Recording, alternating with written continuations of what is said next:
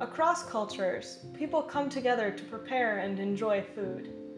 Whether it's a home-cooked meal on a holiday, or a quick bite to eat with a coworker, food brings people together. Eating is a part of being human and alive. We owe a lot to the people who grow our food. Without those rolling fields of wheat, those razor-straight rows of corn, those underpaid migrant workers bent over in the blazing sun, we would starve. Of course there are costs to the way we grow food, but it sustains us. There's simply no better way to feed people. I mean, if there was, we'd be doing that instead, right? God, what is that noise?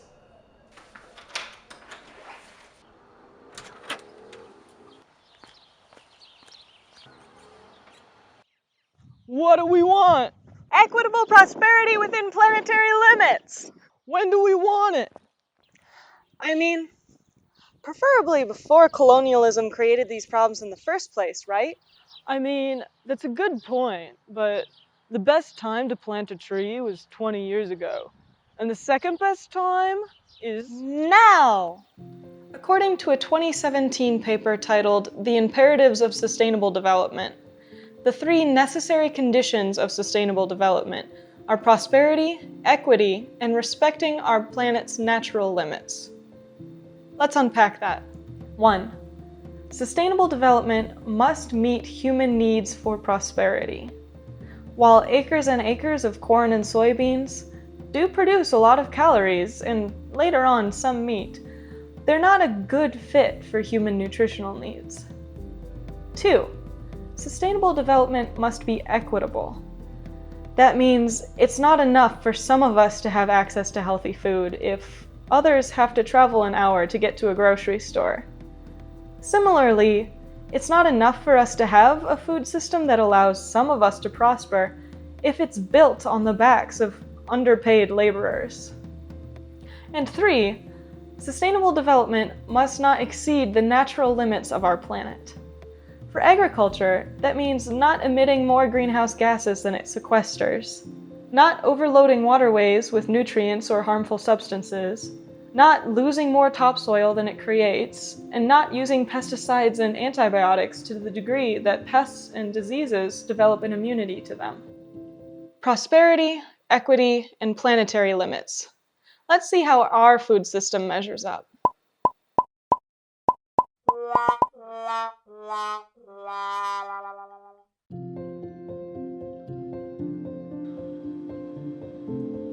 One way to address many of the problems in agriculture is perennialization, which is the transition from annually planted crops to perennial ones. Perennial crops are planted once every 10, 20, 40, or even 100 years. Corn, soybeans, spinach, and tomatoes are annual crops. Chestnuts, walnuts, strawberries, and asparagus are perennial crops. When planting annuals, a farmer needs to protect them from pests, disease, and other plants that are better evolved to take over an empty field. All this amounts to waging an uphill battle against the forces of nature every single year. In contrast, a perennial system only needs to be established once. Assuming you plant a variety of things and not a monoculture, a perennial system will more or less act like a natural ecosystem, with checks and balances to manage pests and disease. In an annually planted industrial system, farmers find themselves trapped between high prices for chemicals and seeds and low returns on crops. A perennial system, planted once and requiring far fewer inputs, would free farmers from the system of debt and narrow margins.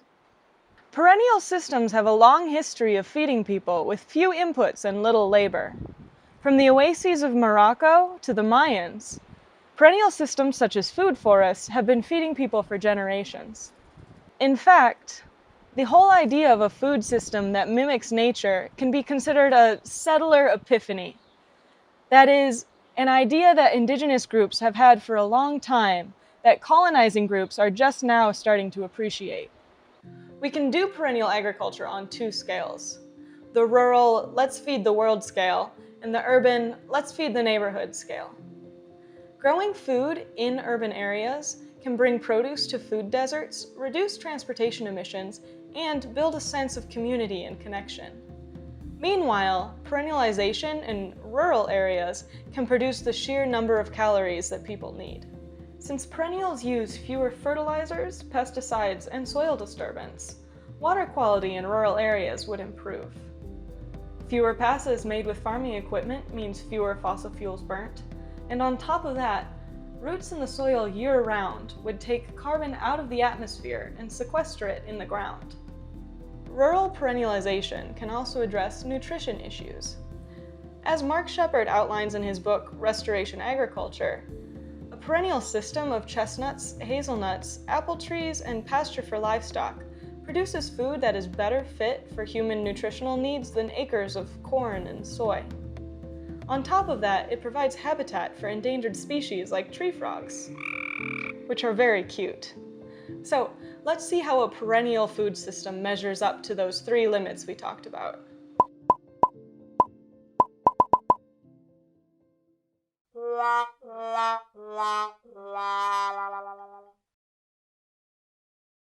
And that's why modern policing is just an extension of institutions like... Oh. Would you two come inside? The audio quality is terrible out here. Perennialization alone does not address the inequity in our food system. The owners of walnut orchards are just as likely to abuse their workers as tomato farmers. In rural areas, the high price of land can make it difficult for justice-minded people to get into farming. In cities, land and water can be expensive, and neighborhood covenants prevent gardening in some areas. The theory looked good on paper, but as you can see, in reality it just doesn't work. I guess we'll just have to settle for what we have. That was a joke. We can look at what activists are doing right now to see how we can perennialize our food system in a fair and equitable way. In rural areas, issues of ownership and labor can be tackled by farming cooperatives, where the burden of buying land and the profits of farming are shared equally across all workers. For example, Humble Hands Harvest in Iowa is a worker-owned vegetable and grass-fed livestock farm. The people closest to the land, the ones doing the work, are also the ones making decisions and profiting from the farm's success. But half the world's population lives in cities. Even in urban areas where food trees already exist, they often go unharvested due to lack of labor. Okay, solution.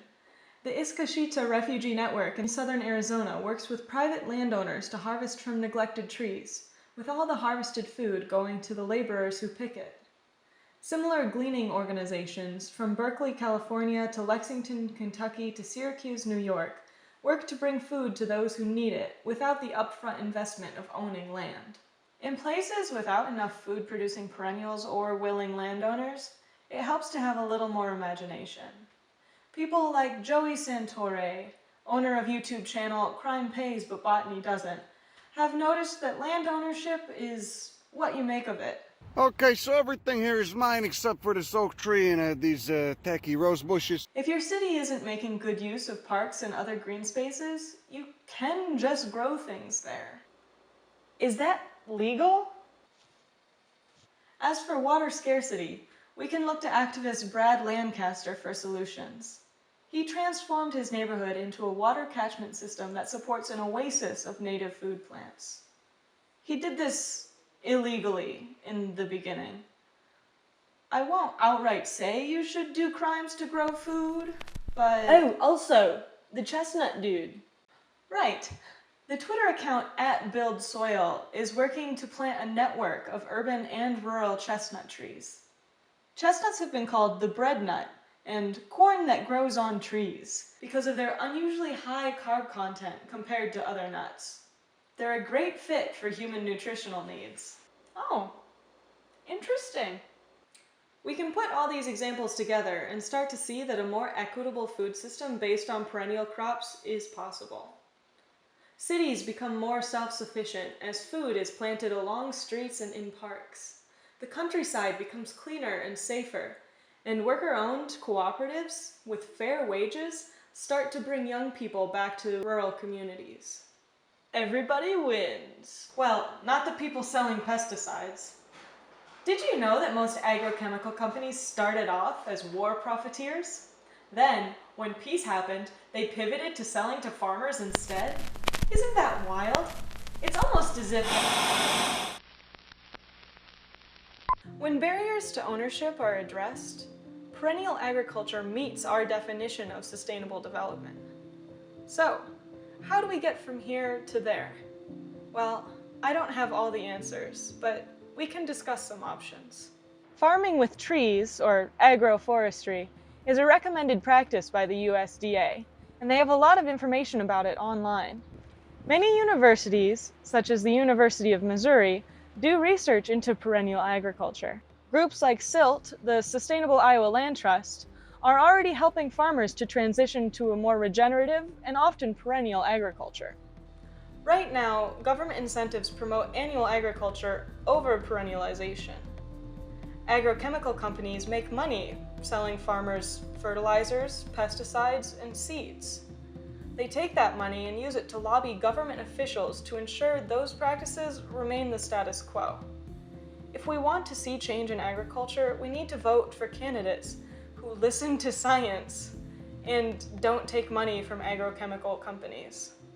You can also try to buy more local, perennial foods to support the people already doing the work. And if that fails, we can always riot. What do we want? Change for the better! When do we want it? Now!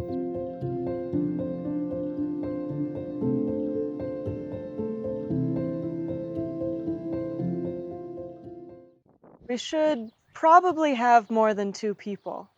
I mean, yeah, probably.